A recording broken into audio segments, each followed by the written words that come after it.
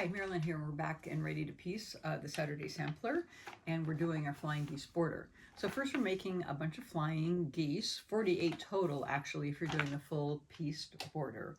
So it's flying geese A through D, as you can see on your sheet. And of course they're all squared up to 2.5 by 4.5, which we've been doing. So this is flying geese A, and the flying geese points are all fabric 1, as you can see, our number 1 background. And then this is the goose part is this one's fabric 6. This one's the number B is fabric 5. Number C is fabric 8. And then number D is fabric 9. So these are the 4 colors that you're going to be using, and I've obviously already made them. And then I have them laid out kind of on the first half, and they show you, and you're going to be, once you make them and get them squared up, you're going to be adding a fabric 1, 2.5 square to each of them, but you need to be adding them on the correct side because you can see that they're offset.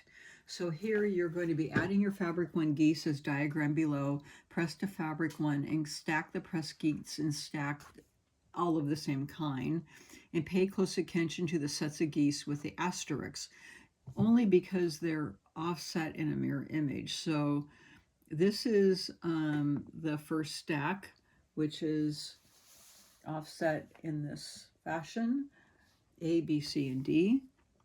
Okay, and you're going to make 8 stacks of those, and then you would make 4 stacks of it in the opposite direction. Okay, and that is just sitting here, and I'm just kind of showing you how it would go again, so that you have this 1, 2, 3, 4 again, and then you have 2 more, 1, 2, 3, 4, and then you have 2 more still going this way, and then it starts again going the opposite direction. So I just have a couple more going the opposite direction. So here you can see the geese flying here, 1, 2, 3, 4, and then you have another 1, 2, 3, 4, and then you have 2 more going this way, then 1, 2, 3, 4 that way, and then 2 more going that way. So you have 6 and 6 flying, and that's your set on this way, and then of course it's the other direction as well. So it's pretty easy to piece, but you do have the points that will be lining up. This point lines up with that seam, so that is something that you want to be paying attention to, so that they do line up right there. Okay, so that's your flying geese border. Okay, and then the next thing is going to be making your half square triangles, and then you're going to be making 20 using the squares and half square triangles. You need 8. You're going to use 8 squares from each of fabric 2 and 9 to make your small ones, and you're going to square those up to 2.5 inches, and this is for your outside corners, which are going out in the outside corners. I don't have them in my quilt because I put applique in the outside corners, but that's where they go. I'll show you a picture right here in these outside corners. They're kind of like a little bear claw corner. And then this is the center of that, and that's fabrics 6 and 8. And you'll be making 4 of those, and those square up to 4.5 inches. And then once you have those made, this is the layout of those. So just pay attention to how they lay out, and that's the square up, and they should be measuring 6.5 inches. So that's going to go on either side of your, this is your layout here, and this is your block on each side. Okay, so you need 4 of those. Okay, and then lastly, we're going to be making these little strippy rectangle blocks, and like I said, those also go on your applique block, so we're going to get to that. Okay, so now we're ready to make our, I guess, strippy section of this row. And so this is very easy. So this is on the back on page 13. So we're going to take our fabric 4 lengths and our fabric 1 squares, and we're going to piece those together. And so you need 8 of those, right, Kitty? And so we're going to press to fabric 4. So that's here and here. That's this one in the middle right here. Okay. And then we're also going to take our fabric 1 and 2 lengths. So they look very, very close, but they are pieced. And press to fabric 2. It doesn't really matter, but there you have it.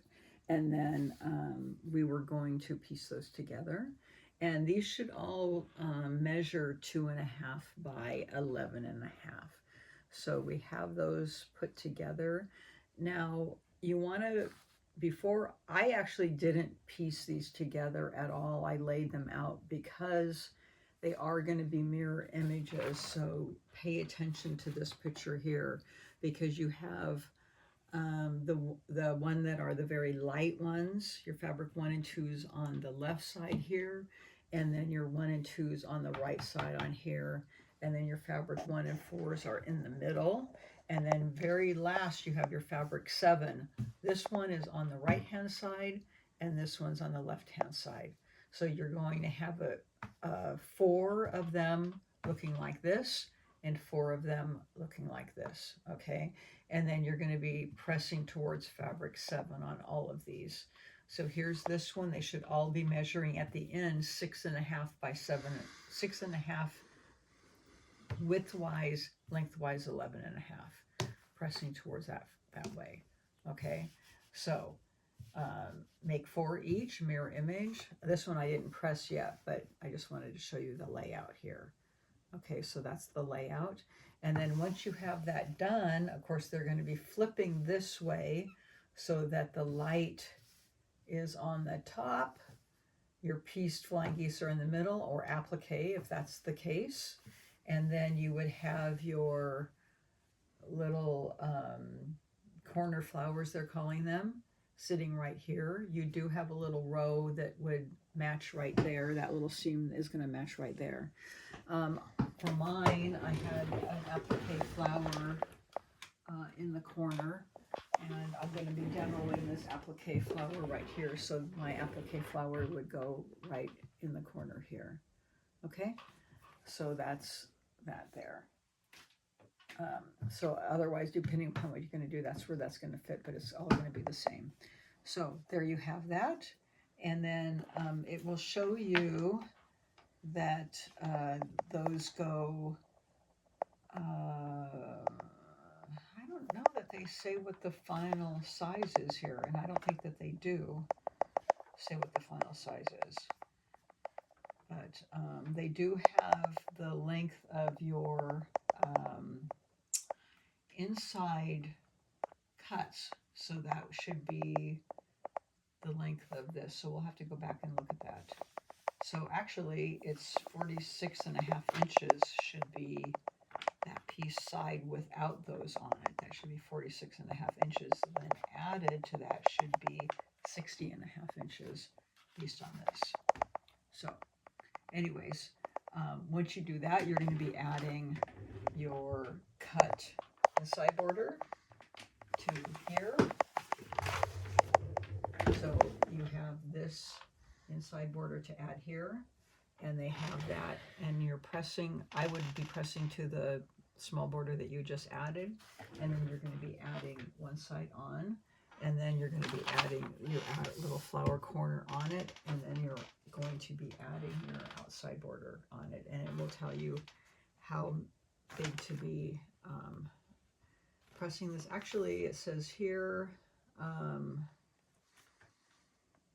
58.5 on sides and 60.5 for the top and bottom. Okay, so these are the sides that you do for your borders, and you'll be adding those to top and bottom. So it has your information right here for your borders.